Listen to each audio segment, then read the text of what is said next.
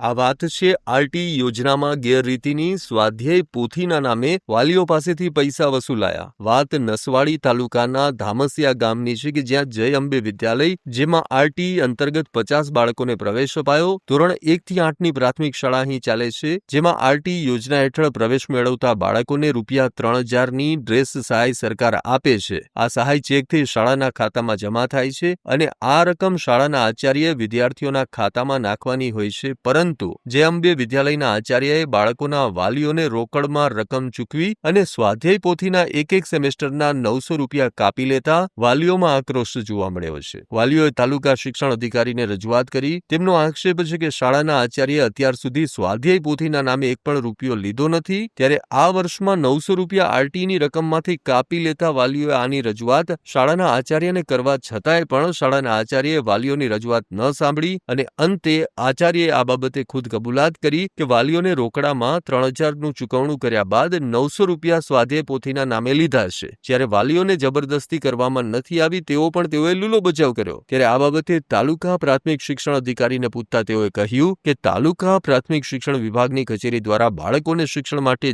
જે ફી ભરવાની હોય છે અને 3 લાખથી ઉપરાંતની રકમની ફી ચૂકવવામાં આવે છે.